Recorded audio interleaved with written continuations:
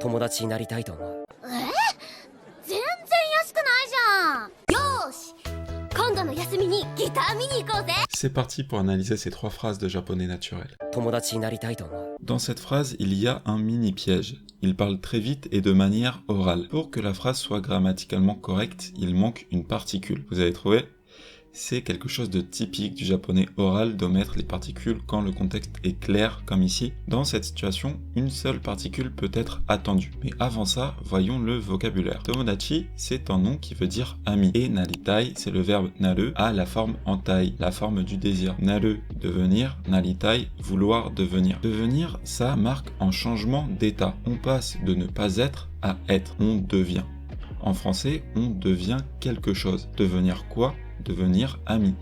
Mais en japonais, ce n'est pas ce qui se passe. En japonais, devenir, c'est littéralement passer d'un point A à un point B. Et du coup, pour marquer un point dans l'espace ou dans le temps en japonais, on utilise la particule ni. La particule ni nous permet d'indiquer une cible, une destination. Donc pour être grammaticalement correct, on devrait avoir tomodachi ni naritai.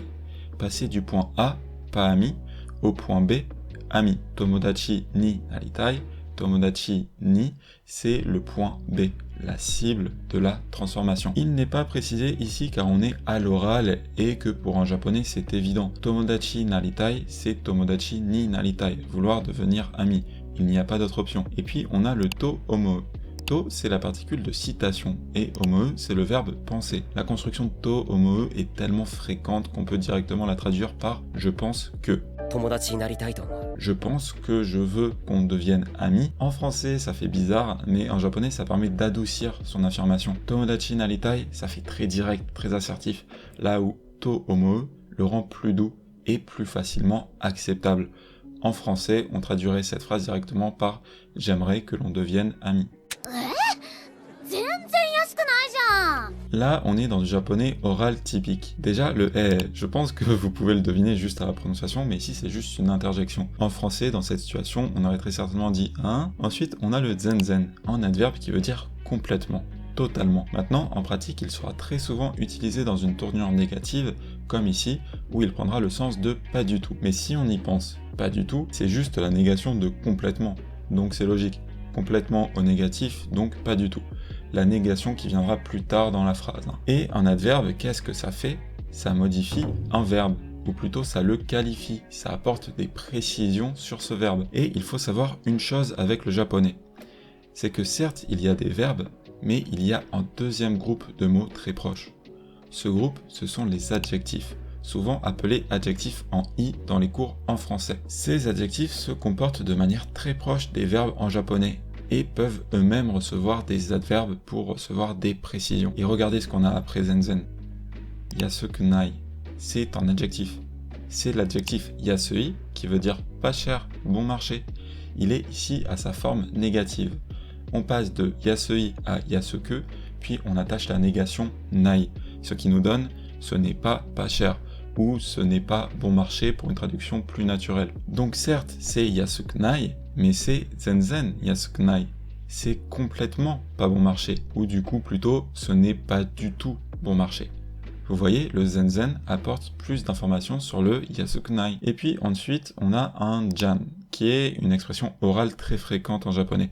C'est en fait la contraction de janai, qui elle-même est la contraction de dewanai, qui veut dire ce n'est pas ou n'est-ce pas.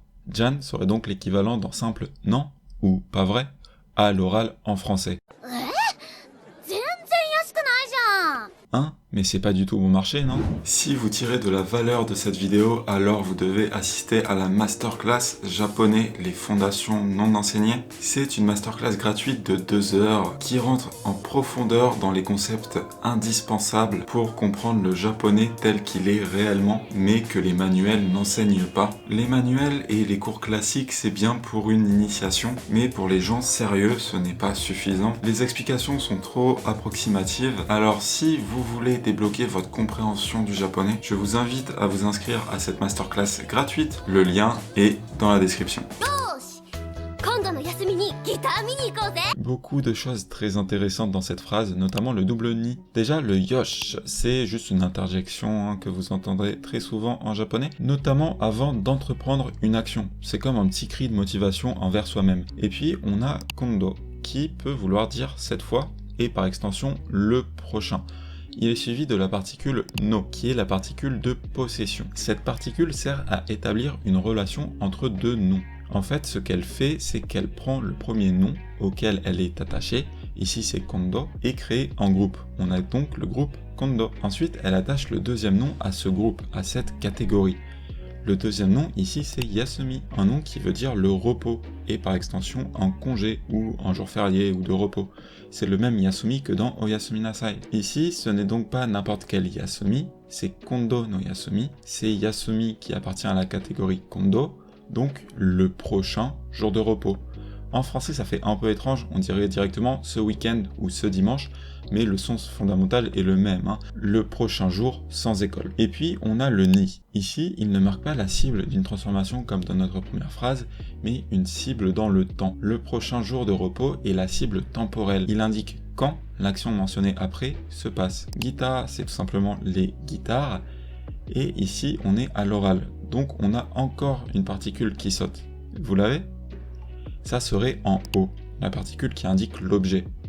Comme le contexte est évident, on peut l'omettre à l'oral. Puis on a notre verbe un peu particulier, mini iko, qui est en fait composé de 3 éléments. Mi, qui est issu du verbe miru, regarder, ni, qui est la particule qui indique la cible, la destination d'une action, et iko, qui est le verbe iku, aller, au volitif, la forme qui exprime la volonté, l'intention. En français, iko, ça donnerait allons. Et il faut savoir que ni iku est extrêmement utilisé soit pour dire aller quelque part, gakko ni iku, aller à l'école, soit pour dire aller faire quelque chose. Pour ça, on passe en premier verbe à sa lenyo ok, plus d'infos là-dessus dans la masterclass. Puis on ajoute ni iku. Des exemples fréquents. Asobi ni iku, aller jouer. Tabe ni iku, aller manger. Ou comme ici, mi ni iku, aller voir. Au volitif, donc, allons voir. Le ze est une particule finale connotée très masculine, elle sert à rajouter beaucoup de force à un propos. Dans la vraie vie, elle est rarement utilisée, mais ici on est dans un animé. Et le personnage qui parle, même si c'est une fille, a une très forte personnalité, très agressive, et le ze aide à rajouter de la couleur au personnage en lui donnant une image très forte. Ok, allons voir les guitares le prochain jour de repos. Ou, en français plus naturel, ok, allons voir les guitares ce week-end. Vous avez la masterclass dans la description et je vous laisse ici une playlist avec plus d'analyses de phrases de japonais.